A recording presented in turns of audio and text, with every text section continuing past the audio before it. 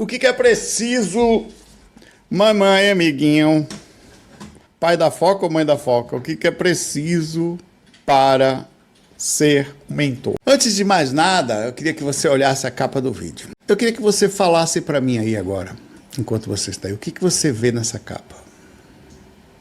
Me explique com suas palavras. O que você olhar essa capa, o que você enxerga nela? Tem uma pessoa sentada, né, um rapaz, um estado de calma, né? Vai falando aí. Você percebe em estado interno de serenidade, de meditação, sem pressa, humilde no chão, sem intenção de aparecer, você não sabe quem é. Em sua essência parece que o cara tá lá, tá na dele ali, sem nenhuma intenção que ninguém o veja, nem de mostrar que tá ali, só tá ali. A gente que tá olhando para ele aqui, que ele tá sentado em algum lugar em paz. Você parar para pensar? Essa é a ideia do mentor em sua base mais a funda. Ele não quer aparecer, descobriu a paz ou encontrou alguma jornada de paz no seu coração. Ele tem nisso um compromisso em mantê-la, para manter de forma simples e sempre próximo à natureza. E como ele próprio tem uma tranquilidade na busca, ele acaba não fazendo com que isto seja transmitido para outras pessoas.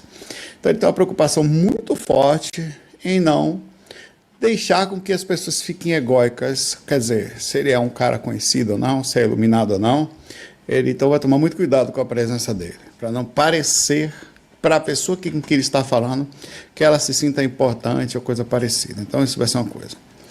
Por que isso é importante, essa imagem? No Bhagavad Gita, Guru é descrito como aquele que remove a escuridão da ignorância.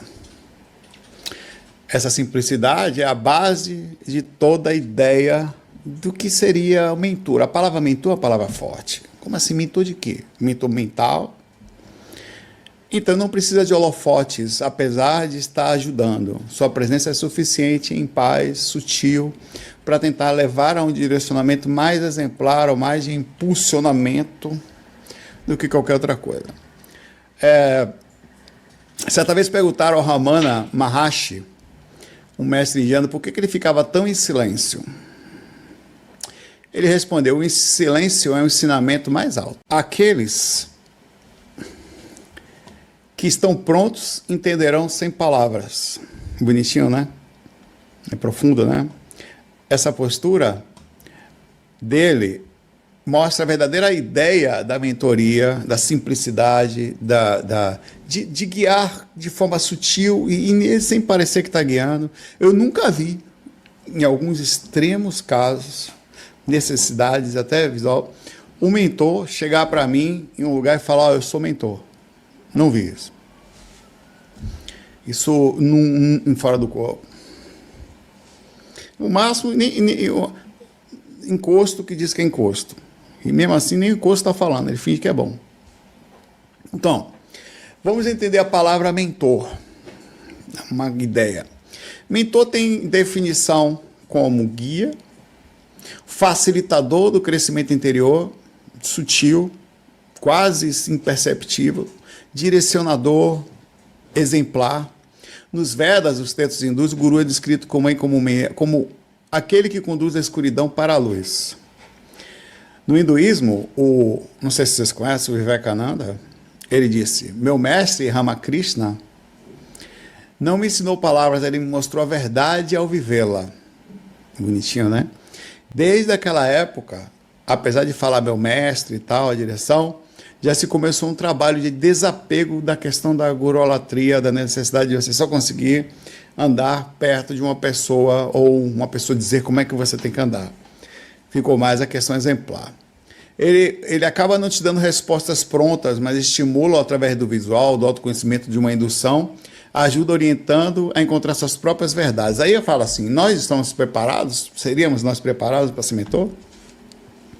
Eu peguei vários exemplos legais. No sufismo, o sheik é chamado de espelho polido.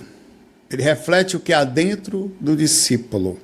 ajudando a reconhecer as suas imperfeições e virtudes. Se você parar para pensar, até tem uma frase, quando o discípulo está pronto, o mestre aparece. O mestre é a própria pessoa que, tornando-se apta, pronta, ela vira o mestre, entre aspas, né? Com devidas proporção e tranquilidade, ela encontra em si mesma a preparação para andar de uma forma legal, mas sempre de uma forma. Diz aqui um mentor, um guia, um amparador, é como um mapa que ele transmite aos poucos a ideia do caminho, mas quem caminha é a pessoa que recebe. Ele ajuda como um professor que orienta no Bhagavad Gita. Krishna, por exemplo, orientou a Arjuna a lutar. Você vai lá, você tem que lutar, mas deixou claro que a decisão final é a dele. Olha, você vai ter que, mas na hora que você vai ter que tomar a decisão. Ele mostrou os caminhos e mostrou a possibilidade de você não se trilhar exatamente a jornada de uma guerra ou de uma necessidade. Claro que tem um processo simbólico muito forte no Bhagavad Gita e tal. O Guru, nos Upanishad, diz que também o verdadeiro não ensina, ele desperta. Na tradução cristã, diz que é um diretor, uma ideia de direção espiritual. Exemplo, Santo Inácio de Loyola, nos exercícios espirituais, fala sobre direção ou diretor espiritual como alguém que ajuda o outro a ouvir a voz de Deus dentro de si mesmo. E esses são seres que eles não demonstram, normalmente eles se escondem de qualquer situação de exaltação, tá? Qualquer pessoa que normalmente se exalte, qualquer pessoa que se exalte, está longe da mentoria. Qualquer pessoa que diz, eu sou o iniciador, com algumas mínimas exceções, por necessidade até de guia, como outros que falaram algumas ações, mas normalmente está distante. Os mentores, por padrão, não fazem esse tipo de ação. O Ibn Arabi, por exemplo, dizia que o verdadeiro sheikh não é aquele que você segue, mas aquele que ajuda você a encontrar seu caminho para lá. Uma ideia mais a fundo, né? O mestre, uma vez, por exemplo, um aluno perguntou ao mestre Zen certa vez, qual é o caminho? Eu não estou sabendo. O mestre respondeu, ouça o som de uma mão batendo palma. O Lama Budismo Tibetano, que interessante, né? Que a ideia, né, é bem sutil das respostas. O Lama Budismo Tibetano, o Lama não apenas ensina, mas guia o discípulo em práticas avançadas de meditação. Na verdade, é você aprender a ouvir o que está acontecendo, sentir o ambiente e experimentar através do aprendizado, da jornada. Então, o mentor é um ser que aprendeu a ouvir, ele aprendeu a direcionar, sentir o cheiro do local, e ele usa isso de forma sutil, por ter se tornado uma pessoa assim, a ajudar, a guiar, normalmente de forma super tranquila. Ele fornece direcionamento espiritual e clareza. Tá? Por exemplo, no nosso lar, André Luiz, ele descreve Clarencio, que o ajudou a entender sua responsabilidade na vida espiritual. Ele passa conhecimentos ancestrais de forma prática. Exemplo, que ele foi no momento em que ele encontrou o André Luiz no umbral, né? Foi a hora que ele falou que finalmente conseguia acessar, né? Foi a hora que ele demonstrou que mesmo na escuridão ele não estava sozinho, ele estava cercado da própria presença do mentor, mas ele teve que encontrar a jornada da luz para conseguir enxergar o que já estava na sua frente. O taoísmo, o mestre ensina o discípulo a harmonizar-se com o fluxo do Tao, não através de discursos, mas de exemplos. Mesma coisa do visual, né? No budismo, por exemplo, tem várias histórias legais que eu trouxe hoje aqui. Theravada, ele fala que a história de Ananda se acompanhou por Budas por décadas, aprendendo, por exemplo, o silêncio do mestre. Qual foi o que você mais aprendeu? Ele falava pouco. Ficava mais em estado de observação e de interna meditação de si mesmo, observação das suas próprias atitudes. Olhava mais para si do que para fora, no sentido de correção. Olhava para fora no sentido da compaixão. Você vê que distante é a ideia da mentoria, né? A ideia verdadeira de ajudar. Até o ato de alguém falar, eu posso ajudar, tem que tomar um pouco de cuidado, tem que dar uma olhada ao redor, ver por quê, porque o mentor ele tem essa imagem de querer ajudar, ao mesmo tempo ele não se coloca como um ser superior, ele não se coloca pronto ou apto, normalmente não tem cobranças ou pesos ou julgamentos ou valores, que é uma coisa importante, tá? Conceitos básicos sobre a ideia de tradições diferentes em mentor. No hinduísmo, a gente já falou dos Vedas, que é aquele que remove a escuridão, o guru, tá? No Kriya Tiazinha, a gente falou da questão da direção espiritual, por exemplo, o Santo Agostinho foi profundamente influenciado por São Ambrósio. O Santo Agostinho não tinha essa ideia, nem a ideia de aceitar o cristianismo. Uma pessoa que foi mostrando para ele, tanto que é o cara que vê para crer, né? Mostrando a direção, até que ele foi despertando, observando, foi através de exemplos, não foi uma coisa do nada assim que aconteceu. Então você vê que o São Ambrósio, para ele, foi um guia exemplar, demonstrando imagem e direção. O budismo Zen, por exemplo, o aluno perguntou ao seu mestre lá, que ele perguntou assim, o que acontece depois da morte? Ele respondeu, por que você se preocupa? Viva a sua vida agora.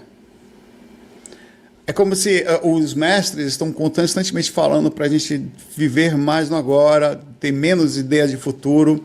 Então, o budismo Zen usa esses métodos desconcertantes para despertar a mente. Mas você quer saber de longe, ele traz para uma realidade que não necessariamente você vai gostar da resposta. E muitas vezes essa é a imagem do mentor. Ele vai dar uma direção para você que nem sempre você vai gostar. Porque não é uma imagem fácil. O mentor não dá coisa fácil. Ele direciona você a ir aprendendo, né, mudando, o contato com você mesmo. Quem faz coisa fácil é conversa fiada. Não existe caminho fácil. Até você falar para a pessoa que ela tem que entrar nela mesma, encontrar a resposta, encontrar através exemplar de imagens, exemplos e trazer para si mesmo, observar a sua própria atitude, é um caminho extremamente complexo. As funções principais de um mentor. A ideia.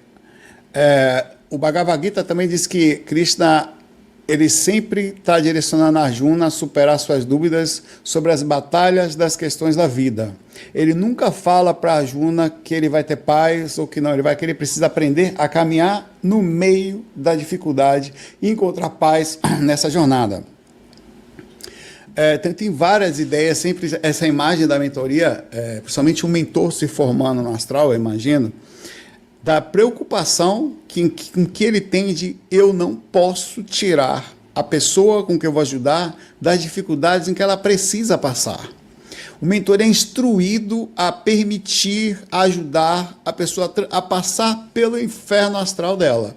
E não tirar, vou levar você para ir para um lugar melhor, vou facilitar a sua jornada. Essa não é a imagem do mentor. Qualquer um que fale isso, vou lhe dar a solução, isso não é. Ele vai lhe mostrar a jornada, é por aqui. E ela sempre é árdua, sempre é profunda, porque a gente está falando de jornada de interna. Cara, você vai dizer assim, você vai conseguir todas as coisas mágicas lá fora. Eu vou lhe dar um exemplo só quero que você fale de como os mentores podem trabalhar com a gente, como funciona. Você consegue vir cá.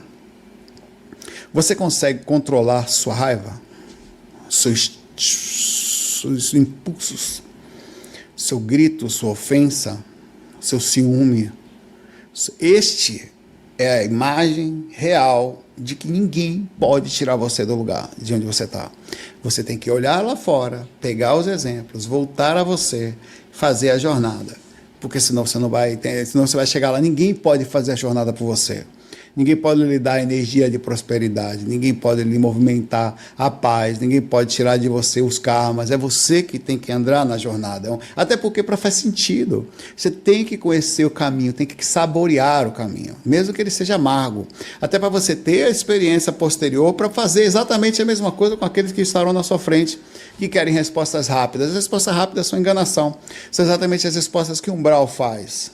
Umbral, normalmente costumam os seres mais do umbral a tentar nos trazer, através de conversas rápidas, de movimentações enganosas, respostas de toque, né? É agora, você vai conseguir, tá? No taoísmo, o mestre ensina a importância da paciência ao observar o fluxo do rio. Senta e observa, mostrando ao discípulo que ele deve enfrentar a jornada até o mar e a correnteza da andança da sua jornada. Que ele não pode pegar você e levar até o mar, você não vai entender a jornada. Aqueles que fazem normalmente perdem, como acontece com o pai, às vezes, que tratando o seu filho com muito mimo. Normalmente, não são todos os casos, mas normalmente acontece de ele não entender a jornada. Não entender exatamente. Tem que não dificultar, mas deixar entender. Porque senão fica difícil. Características também dos mentores. Sabedoria.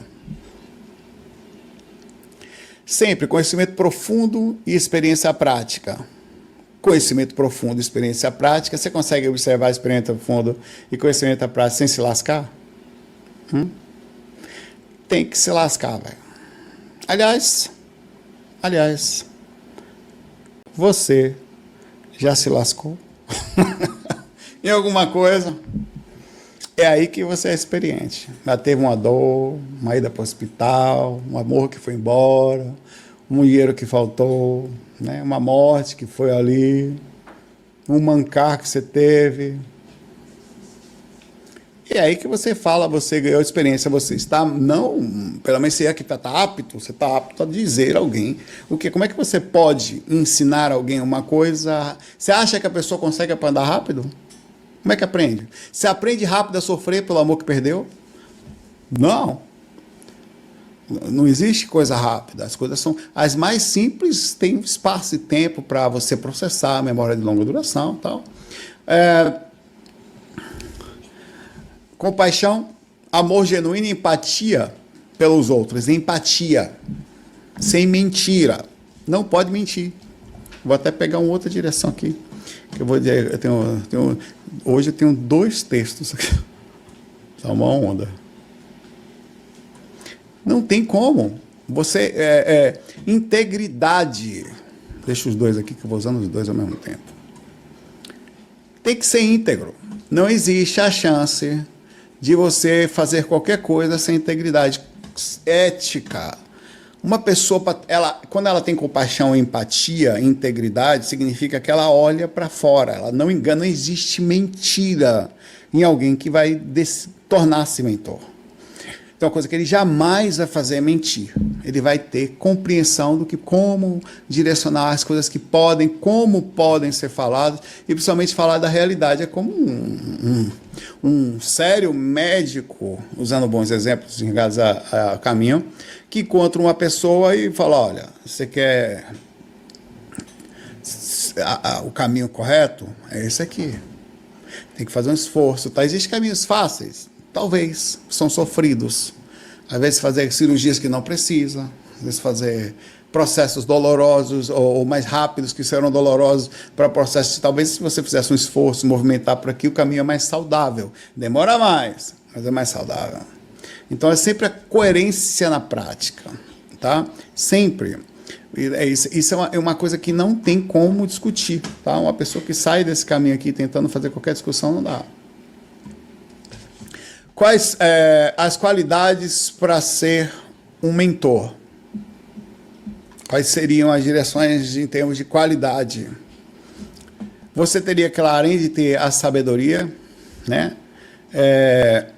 O conhecimento do caminho, às vezes, que as coisas não são mágicas, que tem uma lógica no caminho. As pessoas olham de fora, às vezes enxergam mágica, você pode até vender a mágica. Exemplo, tem história que certa vez Lao Tse estava meditando próximo a um lago. Aí as pessoas estavam olhando de longe, era o Lao Tse, né? Tinha uma semana que o Lao Tse estava sem comer, só sentado de olhos fechados. De repente, Lao Tse levantou e passou por cima do lago andando. E foi para o outro lado, para uma vila onde ele queria ir. Um dos discípulos vendo aquilo, meu Deus, se ele conseguiu aquilo, eu vou ter que ir, só que eu vou ficar ali, sei lá. Ele foi sentar para meditar, ficou 1 mês.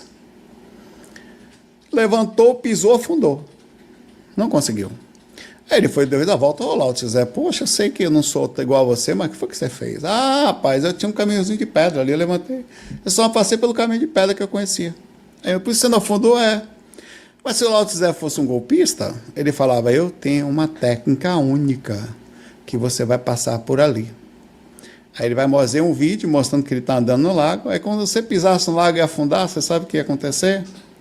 Lao Tse golpista ia falar assim para você: você não conseguiu porque você não tem fé, você não tem força, você não está pronto ainda. Vá para lá e medite mais. Agora, para você aprender a meditar mais, tem 2 cursos a mais que eu passo. Mentor não faz isso, né? Humildade com U maiúsculo, de analfabeto. O mentor não deve buscar glória, reconhecimento, nem querer maior do que os outros superpoderes, mas servir com genuína intenção.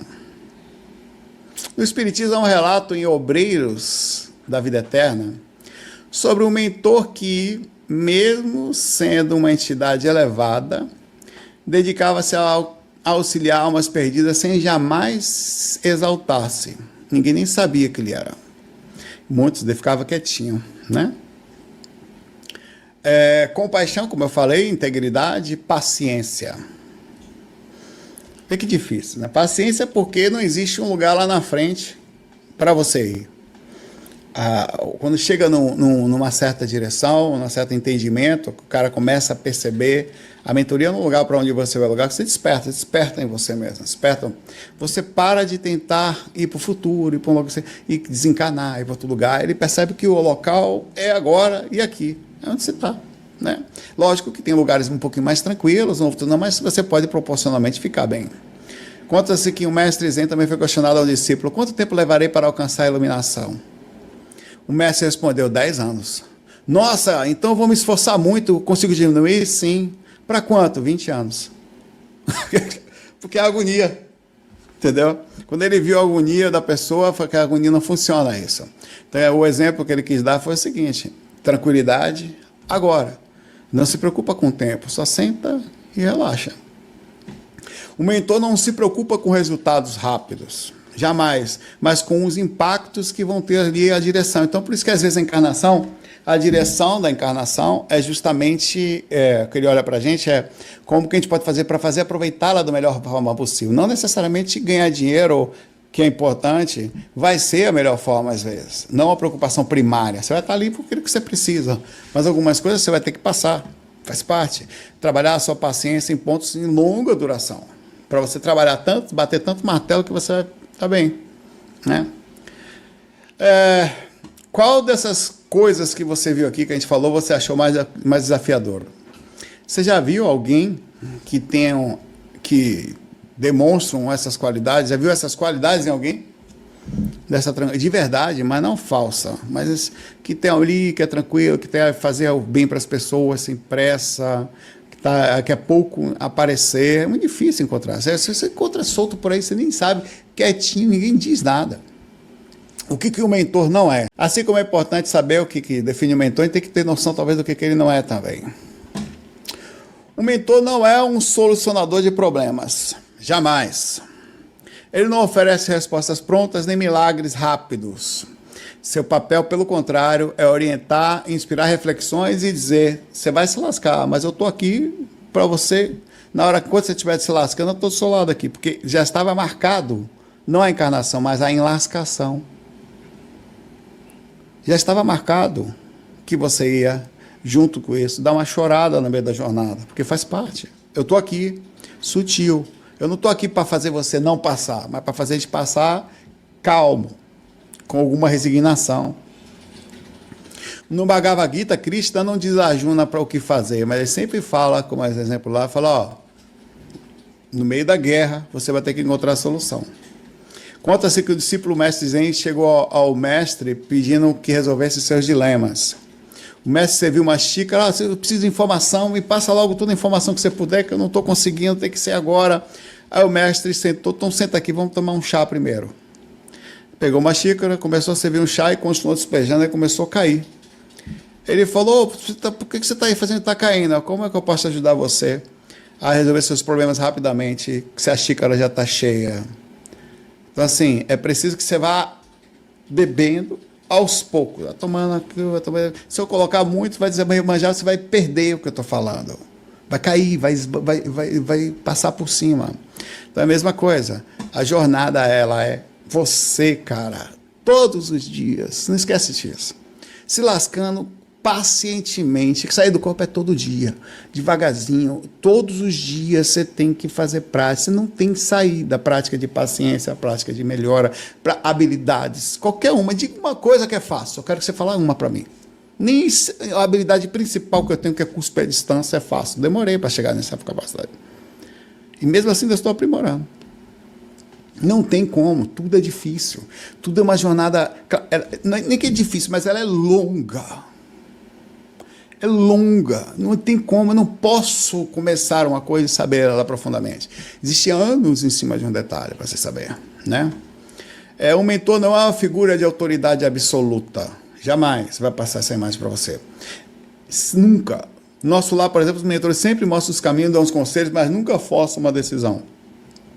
O mentor não busca seguidores. Seu objetivo não é ser admirado, idolatrado, ou fazer dos seus seguidores um caminho para a sua ajuda. Olha, vocês estão aqui, não sei o que, tal, vai ajudar vocês, mas me sigam para me ajudar. Tal. Lógico que ele precisa, isso é muito importante, desse caminho humilde também, da proximidade, mas não é essa a ideia dele. Rumi, o poeta sufi, dizia: não sou mais do que uma vela. Meu trabalho é acender outras velas para que juntas iluminemos o mundo. Vê que bonitinho. Muita ideia de Sócrates, né? Que é assim também. A ideia do mentor também não é alguém que vai dar respostas para agora. Sempre vai ser uma jornada de aprendizado. Por exemplo, um roshi budista pode dar respostas enigmáticas, mas como Jesus, aliás, fazia isso. Muitas das respostas deles eram feitas por vários enigmas, ou profundas, ou com pouco, para estimular o pensamento crítico, e também para não ser tão imediatista nas respostas, às vezes, para um tipo, inclusive, de mente que às vezes não está pronta para toda a profundidade, para a clareza que são necessárias. Às vezes é preciso algo como parábola, como profundo, para fazer a pessoa pensar.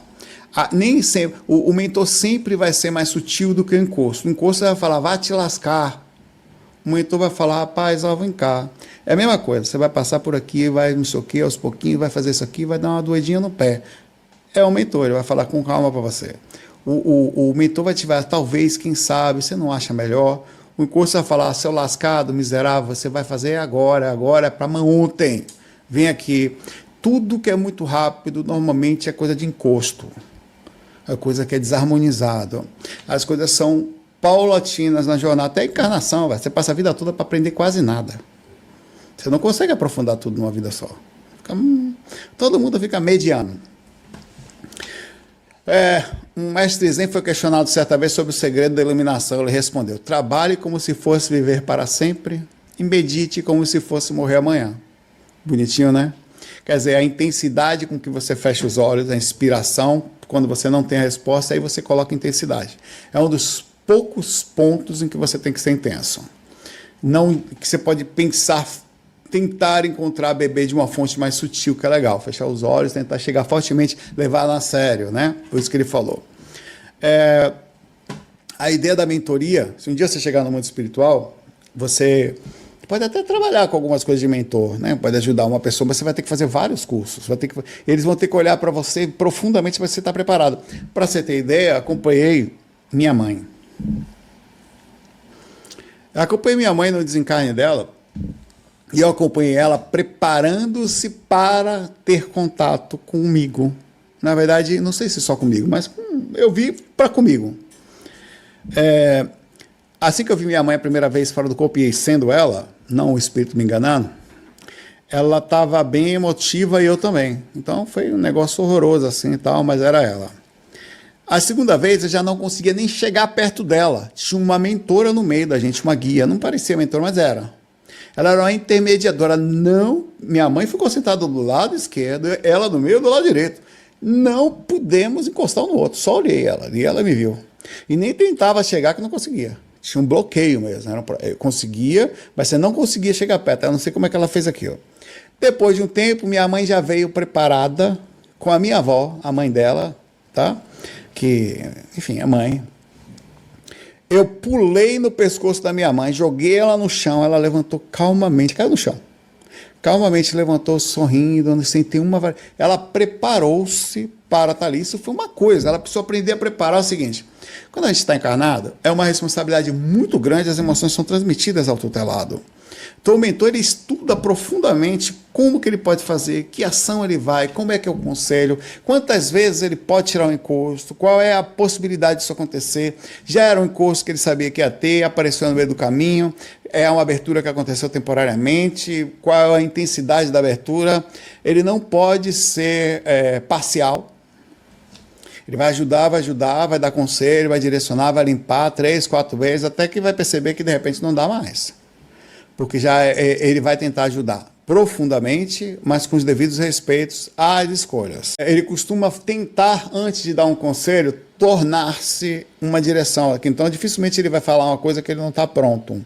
Então, por isso que muitas vezes existe uma forma até pejorativa, o termo guia cego, que é um tipo de espírito esse termo foi falado pelo Valdo Vieira de uma forma não muito educada, que não estando totalmente preparado para as nuances da mentoria, às vezes direcionava as coisas, segundo o Valdo, de forma um pouquinho mais emocional ou não tão preparada. Exemplo, você começa a estudar projeção astral e um dos seres que te acompanha ainda não está pronto para guiar você profundamente. Então, ele normalmente afasta-se, porque ele não pode lhe guiar numa coisa que ele não está pronto. Essa é a ética dos mentores. Então ele se afasta temporariamente e prepara. Só que o termo, quem não é guia cego? Por exemplo, o Valdo Vieira não tocava teclado. Se ele começar a aprender e tentar se ensinar, ele seria um guia cego. Então você tem que chegar para uma pessoa e falar: não posso ensinar a tocar teclado. Então todo mundo é a não ser meio aprendiz, mas se você tenta se colocar até certo ponto como um professor sem estar preparado, o termo pejorativo seria guia cego, mas não é. É uma pessoa sem preparação tentando fazer uma determinada coisa, mas o ser humano é assim.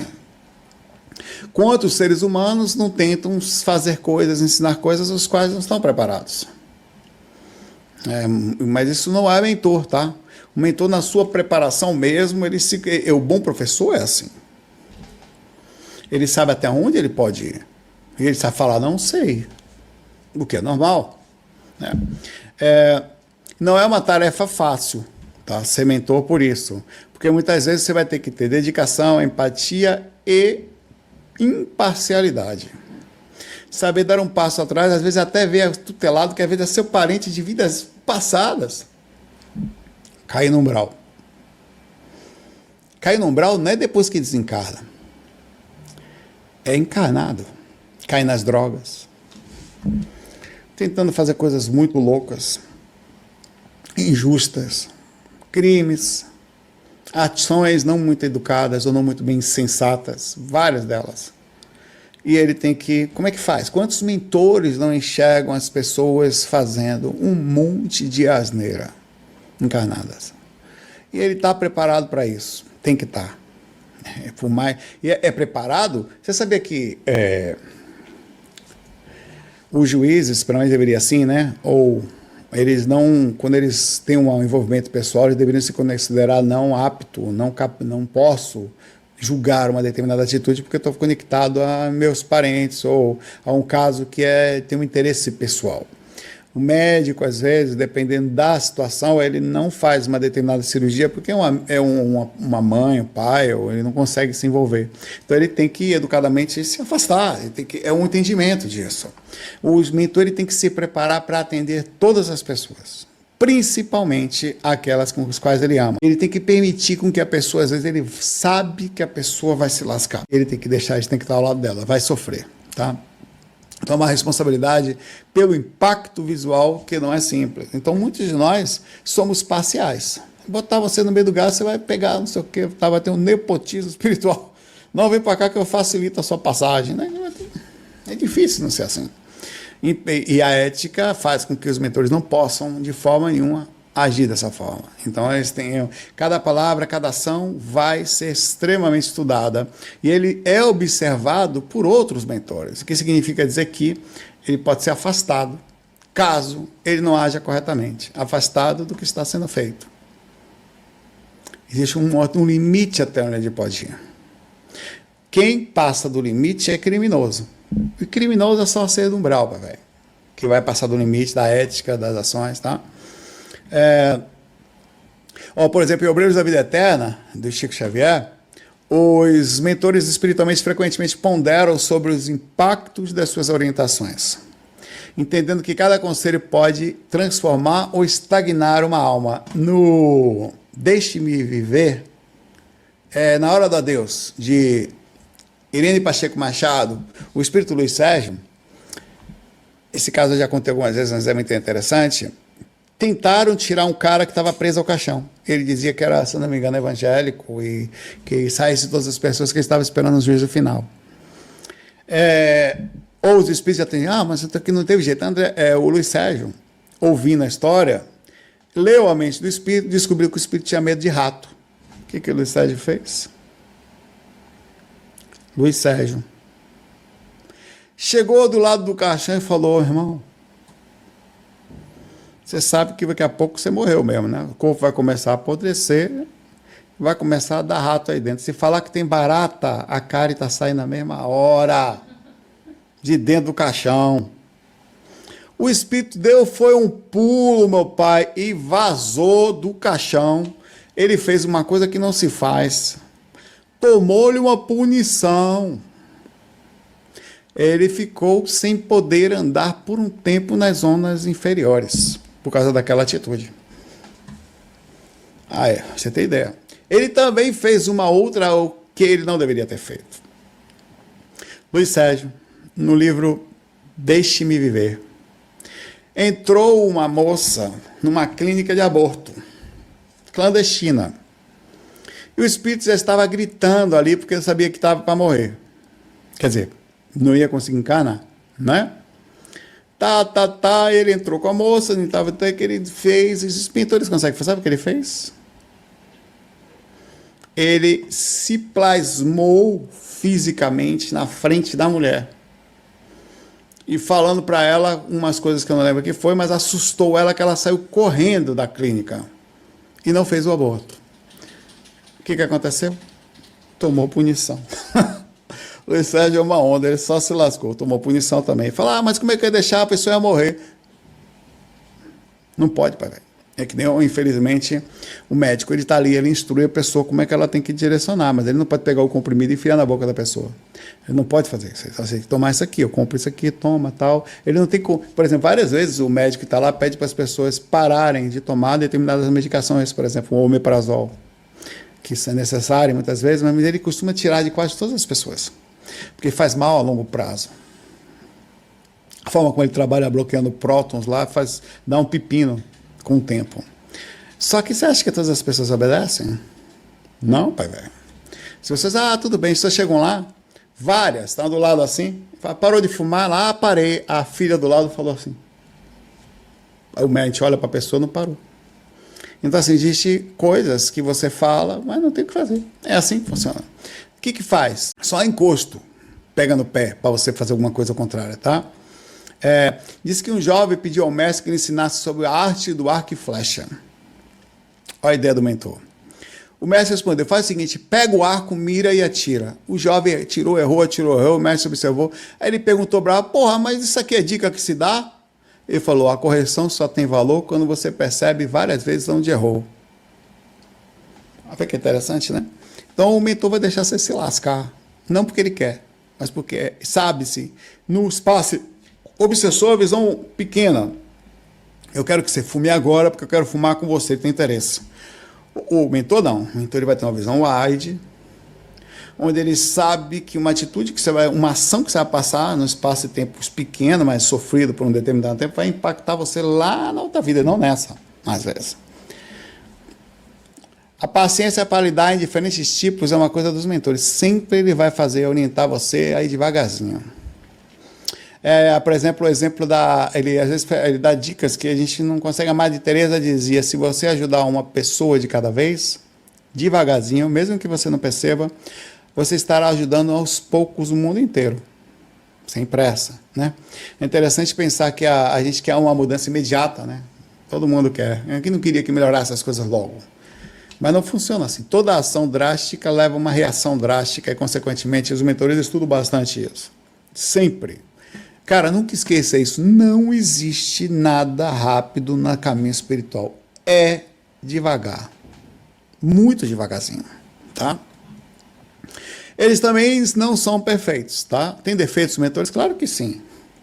Nos seus pontos eles estão trabalhando. Em vários outros eles sabem direcionar. É como um professor que às vezes tem informação sobre história, mas não sabe sobre matemática. Né? Ele tem uma direção, que coisas que ele está indo. É normal isso, né? Ele, inclusive, um mestre sufi foi questionado sobre como podia ser um guia e ainda cometer erros. Ele respondeu assim: eu não sou o caminho, eu sou apenas alguém que indica o pouco que já andou. Mas eu tenho um monte de caminho que eu não sei. É interessante a humildade dos caras, né? Como você tem que... Tem gente que sempre é o perfeito, né? E não é, velho. Às vezes as pessoas, a gente que estuda espiritualidade, por exemplo, é bem comum que às vezes as pessoas cobrem. Não sei se já aconteceu com você. E aí? Alguém já perguntou para você: você não é espiritualista? Cadê a perfeição agora? As pessoas cobram da gente, às vezes, um imediatismo, a perfeição. Todo mundo, isso aí, encosta a mesma coisa, joga na cara da gente. Isso aqui é padrão, velho. Então, assim, não existe. Os estamos que sempre falam: não, eu sou torto, acabado, aprendiz. Se é alguma coisa, uma delas eu não sei, e vou errar às vezes, tá tudo bem. Isso é um ponto importante, porque se você se coloca sempre, né, como um aprendiz, você tem uma chance melhor de até continuar aprendendo, que você não se coloca sabendo, né? Isso é importante. É o velho equilíbrio entre o Yin e Yang, simbolizado no taoísmo, né? A necessidade de harmonia entre vocês, tá? Nos dois lados ali, seja dar ou receber, seja aprender ou não saber, errar e acertar, né? A gente conversou, eu fui estudar como que a gente pode se preparar para ser um mentor, que estivesse no mundo espiritual, em algum lugar, ou aqui, né? Ou em que ponto, que eu poderia fazer, porque todo mundo tem alguma coisa a oferecer, né? Mesmo sendo imperfeito, você pode oferecer alguma coisa. Você pode ser um mentor musical, você pode ser um mentor, ensinar alguém a estudar, pode ser mentor sobre paciência, pode ser mentor exemplar, visual, em boas atitudes. Você sabia que é o que mais muda? As pessoas admiram sem que você perceba. E tem coisas que eu disse e percebi, fui percebendo aos poucos, que às vezes os maus exemplos parecem ganhar força por serem muitos. Mas na hora que alguém está lá longe e que ela está sozinha em casa, que não sabe o que fazer, ela vai se mirar no bom exemplo, não no mau exemplo. Quando ela pensar: cara, o que eu faço? Poxa, aquela pessoa que eu vivi junto lá, que eu estava lá, que eu estudei, eu trabalhei, que eu vi na faculdade, vi na escola, ela faz uma coisa que me chamou a atenção. E ela vai seguir o seu exemplo. É um exemplo muito forte que fica. O mau exemplo tem muitos, mas o bom exemplo ele marca e nunca mais se esquece. Você segue. Então é uma história inspiradora. Sócrates até falava: conhece-se a ti mesmo. Ele acreditava que o autoconhecimento, de olhar para você, né, melhorar, observar você, era o primeiro passo para você guiar os outros de forma autêntica, exemplarmente. Você olha para você, observa suas atitudes. Aliás, é uma coisa que o mentor faz muito: ele é autocrítico positivamente sobre as suas atitudes. Ele está sempre pensando, até para não fazer merda. Ele já aprendeu que faz um bando delas. Então, para não fazer merda, ele fica assim: olha, eu já errei muito. Então, como eu já fiz muita merda com isso, eu preciso... ele começa a entender. Eu identifico que eu não estou bem nisso, eu preciso melhorar nisso. E quando ele faz isso, lucidamente, ele aceita um diagnóstico. Ao você fazer isso, você melhora. Então, o mentor, ele está constantemente aprendendo consigo mesmo, mudando as atitudes, tá? Leonardo da Vinci, mesmo em seus últimos anos de vida, afirmava: ainda estou aprendendo. Ele falava também outra coisa, né, Carita? Que um dia... Como era? Um dia sem aprender... Um dia que eu não aprendi nada é um dia não vivido, Leonardo da Vinci. Vê que, cara, um dos mentes mais incríveis desse mundo, que falava que o tempo todo está em a humildade intelectual, inclusive você falou da vaidade, é essencial para o mentor. Está sempre de boa. O mentor, ele tem a própria observação das suas atitudes. Naturalmente, a ponderação, o senso, a diminuição, a olhar com mais calma. Ele não precisa saber muito, mas ele já aprendeu o suficiente para quando, mesmo não sabendo, Recuar. Aliás, recuar deveria assim. Né? Recuar. Eu falo, cara, fui com aquela fulana lá, não sei o que, esse rapaz, eu não conheço fulano. Não sei como é. Eu não sei ainda, precisamos ver como é direitinho isso aí, né? Então ele sempre um pouco mais ponderado, toma um pouco mais de cuidado com as atitudes antes de fazer uma besteira, porque já fez muitas. Coloca-se no lugar do outro é fundamental para compreender as necessidades dos desafios. Então, para você tornar-se um bom mentor, uma das características seria essa. Por exemplo, Jesus como um dos mentores maiores que passa nesse planeta, a empatia há várias vezes a acolher vários marginalizados, inclusive Maria Madalena, passando sem julgá-los. Ele salvou a Maria Madalena assim, inclusive. Né? Que atira a primeira pedra, aquele que nunca errou. Eu não julguei ninguém, mas eu quero saber quem foi que aqui não errou, né? Quem não foi. Aí eu acho que veio uma pedrada na cabeça da Maria de longe, pá! Jesus, você nunca errou não? Ele falou, essa distância não. Isso foi horrível, mas não faça isso. Essa, na verdade, é a imagem do encosto, o encosto da risada com as coisas. Ele pega as coisas que são sérias e transforma em risadinha e faz deboche. Coisa de encosto isso. Não faça isso. Tá? Não é certo. O mestre Zen, certa vez, encontrou um homem chorando. Ele não disse uma palavra, apenas sentou-se ao lado dele. Quando o homem perguntou por que ele estava ali, o mestre respondeu, porque às vezes compartilhar o silêncio é o maior conforto que podemos dar. Ele sentou do lado, ficou do lado da pessoa chorando, não disse nada. Só sentou, a pessoa chorava, sabe o que você senta? Não fica assim não, tá tudo bem, não chora não. A pessoa está chorando, não chora não. É um negócio, sabe? Não fica triste não, quem já falou isso para você? É um dos conselhos mais incríveis que existe. Ah, você está triste? Não fique triste não, funciona. É que nem o cara que está com asma, fala, está sem ar? Ah, não fica sem ar não, só respire. Né? Tem uns conselhos massa no mundo, mas as pessoas têm que tentar ajuda como dá, né? Não é perfeito. Sempre o tempo vai fazer com que a ideia de um bom mentor, ele vai criar o ambiente de confiança no espaço e tempo. O mentor, sim, um cara que tem atitude de mentor, ele vai passando espaço e tempo, e ele mantém regularidade. Erra, mas mantém regularidade. E ele ganha através de atitudes. As pessoas olham com espaço e tempo, eles começam a ser admirados. Passa 20, 30 anos, o cara... Aí você começa a se admira, porque mantém uma regularidade nas atitudes, mantém uma sensatez, uma certa harmonia. Ele não muda, ele muda para melhorando, claro, mas não é aquela coisa drástica que você se decepciona tão rápido. Na verdade, às vezes o processo de decepcionar tem que ser olhado com bastante carinho, viu? Porque às vezes nós nos decepcionamos com aquilo que a gente não gosta, mas não necessariamente é o que a gente precisa. Tem coisas que a gente não encaixa, mas são coisas boas, tem várias, né? Tem que olhar sempre com calma sobre isso.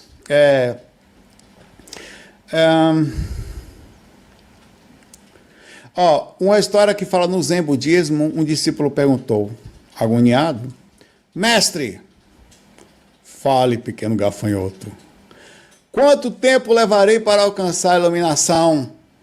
O mestre respondeu, se você precisa perguntar, já começou bem, então está longe, já está bem. Né? Então, assim, preparar-se sempre sem pressa é uma direção que ele vai sempre... Não adianta essa correria. Que nem o cara chega, Saulo, oi, dá para sair do corpo rápido essa noite? Sim, claro, eu tenho uma coisa aqui que eu te dou, que é um cristal, que ele trabalha como supositório. Aí você funciona ele, vai rápido, você colocou, você sai do corpo rápido. É sério? Não. Animal, tem que deitar e fazer prática todos os dias, com calma. Poxa, todo dia um pouco. Não tem, a galera falou, não tem como. A prática é todo dia um bocadinho. Não é assim que vai funcionar. Eu tenho que ir lá, meu amigo médico que me ajuda, eu estou indo lá há pouco tempo, ele está só nesse lugar que eu estou trabalhando há 19 anos. Nesse lugar. Ele atende idosos nesse mesmo lugar que eu estou há 19 anos. Aí o animal aqui quer chegar lá hoje e quer saber as coisas. Sabe qual é a chance disso acontecer? Como é que eu faço para aprender rápido? Vem para cá todo dia, com calma. Passar todas as sextas-feiras e segundas plantões de 12 horas. Atender várias vezes, várias seguidas. Um dia tal, outro dia tal. Ver o paciente indo, outro voltando, outro ficando bem, outro ficando mal, desencarnando, outro nascendo. É assim. Na Ordem Rosa Cruz, o mentor é visto como alguém que facilita a conexão com o discípulo, com o seu eu superior, promovendo a busca pelo equilíbrio espiritual e material. O mentor externo é um reflexo do mentor interno, simbolizando que todo conhecimento e poder residem no interior da pessoa. Em Spencer Wills, o fundador da MORC, revela que o autodomínio é a maior ferramenta de transformação. Ele falava: o mentor não ensina ao discípulo, mas ajuda a lembrar o que ele já sabe. Disse Sócrates: nada aprenderam de mim, senão aquilo que já sabiam, e são eles quem por si mesmos descobriram muitas coisas que já possuíam, mas não rapidamente. Observando com calma. Moria e Kuthumi, considerados na Terra, junto a Jesus, os caras mais evoluídos do planeta Terra, junto com Gautama, outro ser também, chamado Mestres Ascensionados, trazia um enfoque prático à ideia da mentor, enfatizando a disciplina, autoconhecimento e serviço ao próximo. O mestre Moria, por exemplo, ele fala: representa a força e a liderança em suas ações. Seu ensinamento central é que o mentor deve ser uma âncora de estabilidade e sempre estável, incentivando o discípulo a agir com coragem e com propósito, sem pressa, no trabalho entre várias vidas. No seu livro, por exemplo, Os Ensinamentos dos Mestres Ascensionados, o Moria afirma assim: a verdadeira força está em servir sem esperar recompensa. Só aí já matou metade ou mais, 90% da galera espiritualizada. Pois no serviço que nós fazemos, esse se realiza com a alma e não numa frequência. Ninguém menos que o mestre Kuthumi enfatiza a compaixão, a sabedoria. Ele ensina que o mentor deve ser uma ponte entre o conhecimento superior e a realidade. Kuthumi, que você não sabe, em uma das suas vidas, como ninguém menos que Francisco de Assis, demonstrou que a humildade e a simplicidade são os maiores atributos de um mentor, e ele dizia: quando você se despir de tudo que é externo, o interno florescerá. O papel de mentor na Cabala judaica. Na Cabala, o mentor é conhecido como Tzadik, um sábio justo que ajuda os outros a caminhar com a sua conexão com o divino. O mentor não apenas ensina os mistérios do Torá, mas vive de acordo com os princípios espirituais, sendo um exemplo não só para si mesmo constante, que ele está sempre melhor, como para os outros naturalmente. Tem várias coisas. No livro tibetano dos mortos, o Lama, o guia, sempre guia o discípulo através dos bardos, que é os estágios de transição, mostrando que a presença de um mentor é fundamental nos presentes momentos desafiadores, mas o caminho sempre é você com você mesmo.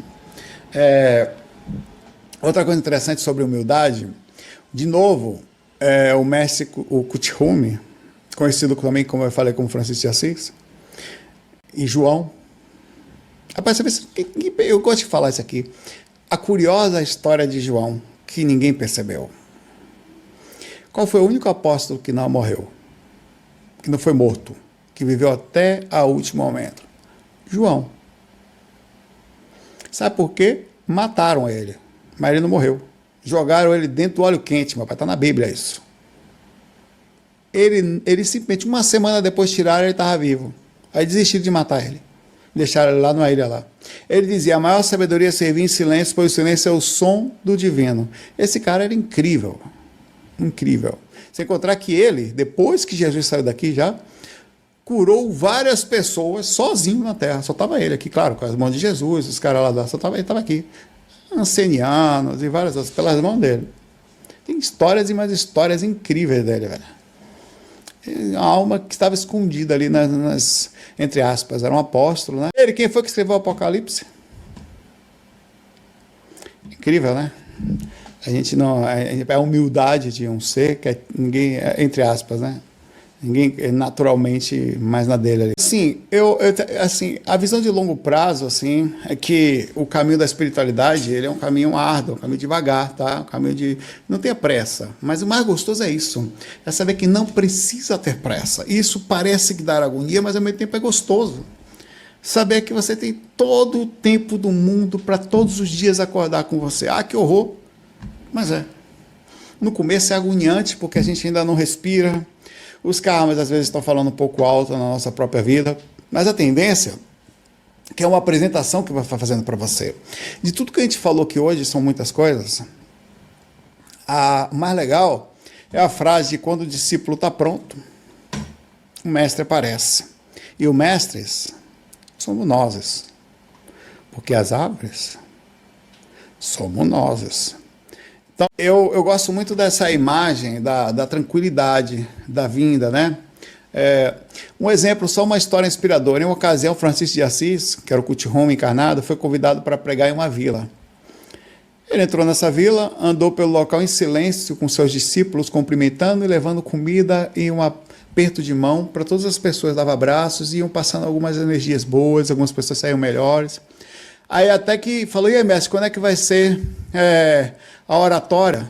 Você vai falar? Ele falou, nós já fizemos. Como? Não foi não, já passamos. Nosso exemplo andando aqui foi o que a gente precisava passar, foi o nosso sermão, que precisava ser colocado aqui. Não, eles não precisam de conversa, eles precisavam de ação naquele lugar. Então, bonitinho falar que às vezes, ou a maioria delas, vai contar muito mais aquilo que de fato você é do que aquilo que você vai falar. É um ensinamento incrível, né?